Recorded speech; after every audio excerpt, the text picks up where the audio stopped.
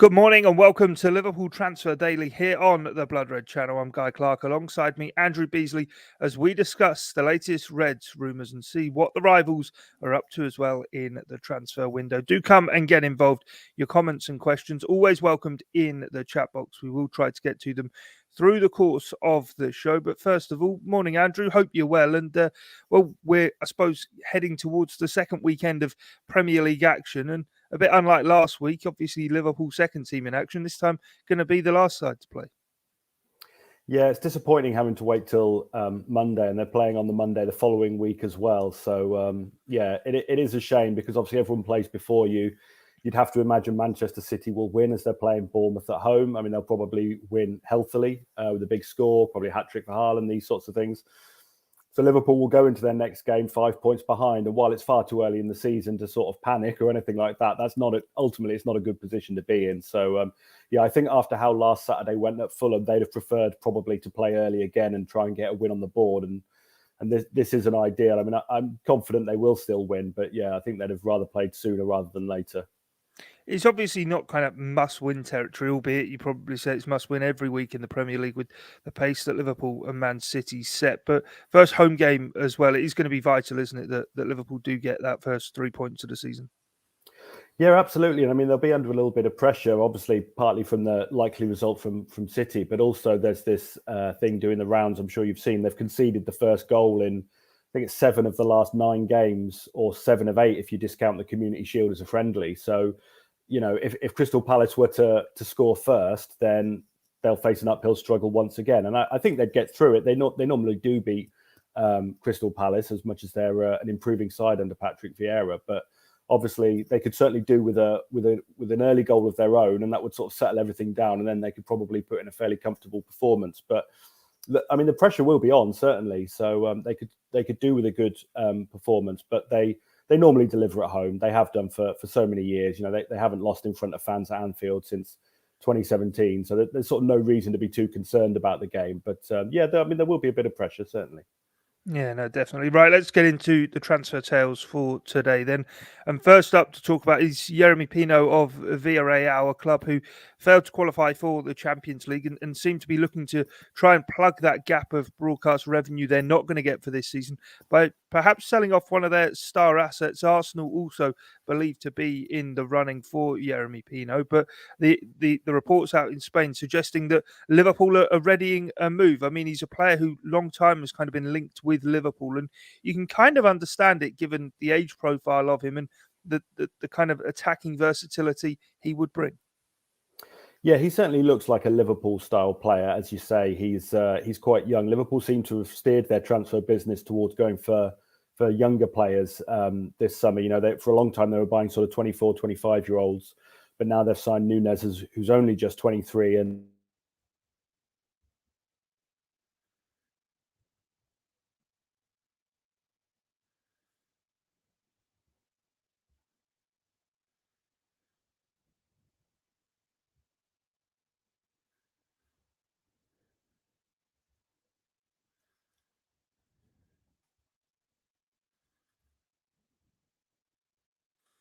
We may well have lost Andrew there. I'll jump into... Oh, no, Andrew, you are back.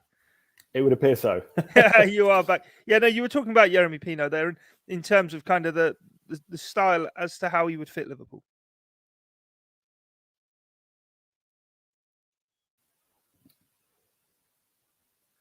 Not sure if it's me or if it's Guy. There we go. You're back again. You're back again. Sorry about this. I'm not sure what's happening. It's fine. We'll continue to try and persist. But as you said, kind of the profile of the signings Liverpool have made, it's kind of been players before this summer on the cusp of hitting peak years of their career. But this would kind of be going back to what's happened this summer of players even before they're hitting those peak years. Yeah, I think it feels like a slightly strange one because it's not sure if he would come in and sort of play straight away. And if you're doing that with a sort of, these 19-year-olds, they can probably perhaps bide their time a bit more. But obviously Pino's played for a team that got to the Champions League semi-finals, albeit he was injured for the tie. But, he sort of already played at a fairly high level and started the Europa League final against Man United the year before. So, he's ready to sort of play straight away, as it were. And I'm not sure quite whose place he would take if he came in. So I'm not sure if he feels like a Liverpool player. I'm not sure if it feels like a Liverpool deal at this point. Yeah, no, definitely right. Jumping in the chat box, a few are getting in touch this morning.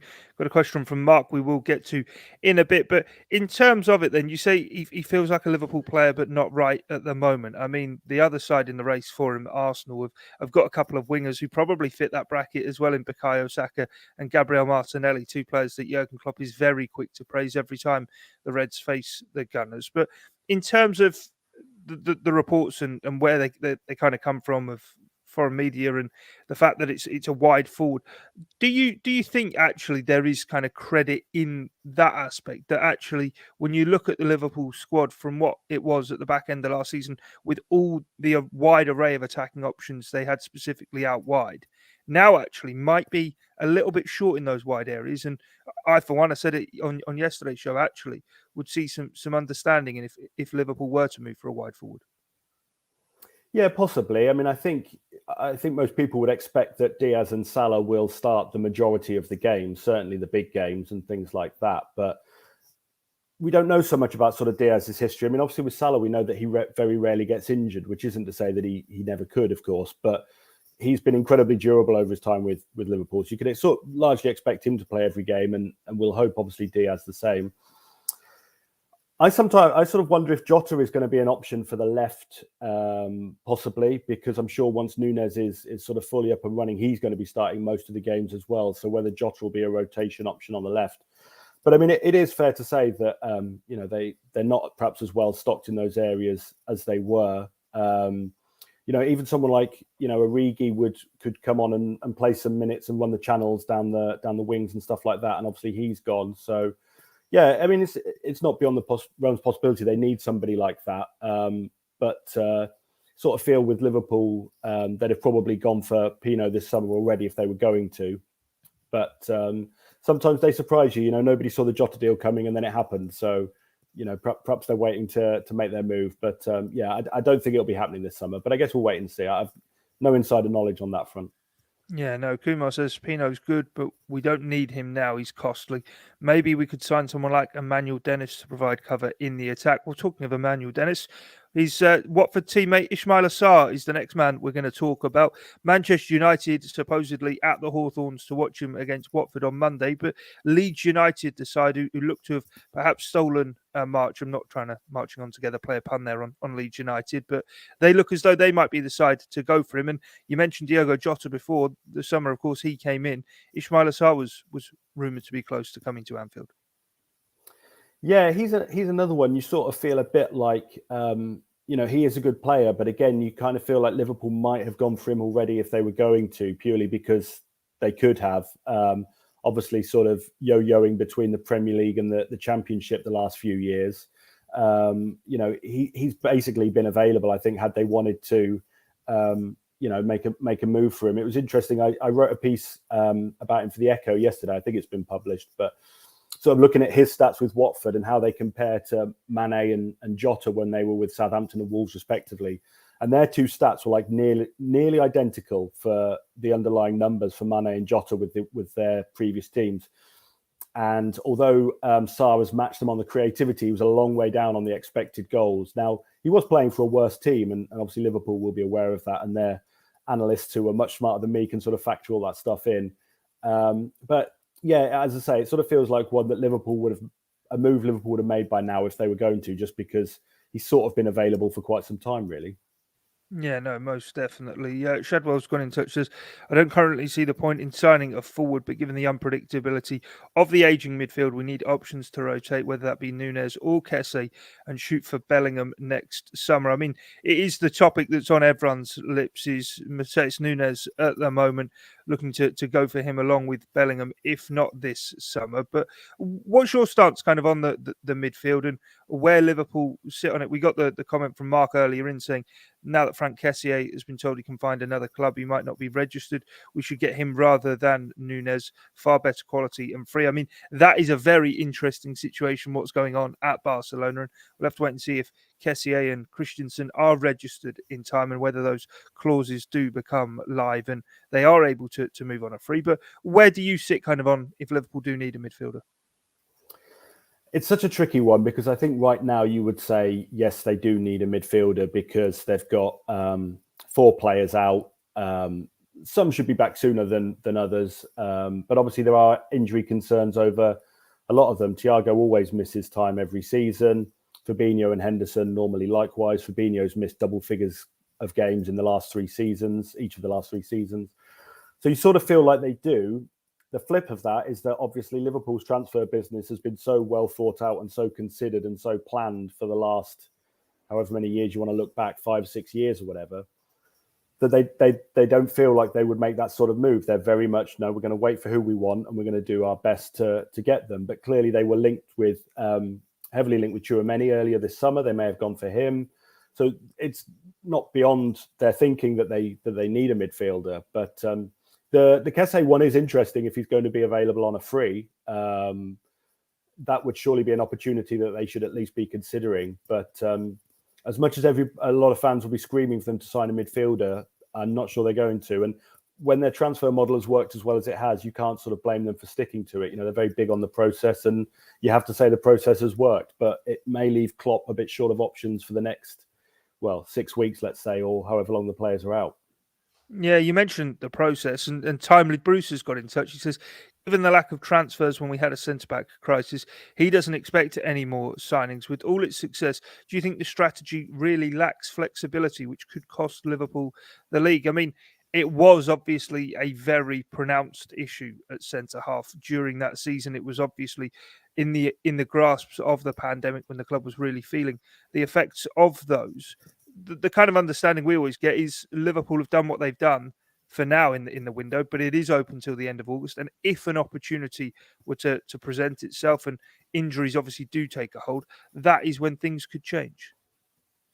Well, absolutely. I mean, we don't know what, we talked earlier about the Crystal Palace match. Well, maybe another midfielder gets an injury there and then they're really looking short of options. Such situations are always sort of evolving. I mean, in terms of them being their sort of lack of flexibility costing them the league, I mean, I think that's going a bit far when they've sort of posted 90 plus points in 3 of the last 4 seasons. They've always said trust the process, and as I said a minute ago, it has worked. I think it would be interesting, certainly, if they did sign another midfielder, but whether it would actually make much difference in the league remains to be seen. Obviously, Manchester City are going to be very hard to keep pace with, no matter what Liverpool do. Ultimately, they can't compete with them sort of financially, as much as Liverpool aren't a poor club by sort of Premier League standards. But, they have to cut their cloth accordingly, and they've done that very well. So, I don't think they're going to be panicked into sort of ripping that up. And they will sort of take the view, well, if we post 90 points with what we've spent, then we've got to be happy, even if we don't win the league. And obviously, that's not so much what fans want to hear. Fans want 100 points and everything that goes with it. But of course, they have to take a more balanced view. And ultimately, what they've done has been successful with the points Liverpool have amassed over the last few years and the trophies they've won. But obviously, everyone wants the league, so it's easy to understand why there's clamour from the fans to sign a midfielder. But maybe in a few weeks' time, 3 of the 4 are back, and Thiago not long behind them, and then things will look different again. But I think perhaps the result last weekend as well hasn't helped the sort of slight sense of panic in some quarters, because people could see Manchester City disappearing over the hill already when it's obviously very, very early days and there's a long way to go. Yeah, you've won the chat box round. Iranian Pride says it's only the start of the season. A draw against Fulham means nothing. We'll win the league and the Champions League. Trust Klopp.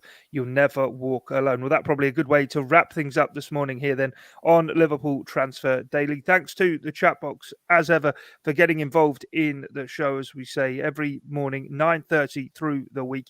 Here on the Blood Red channel, your interaction really does make the show what it is. But from myself, Clarke and Andrew Beasley, thanks for your time and your company this morning. We'll catch you later.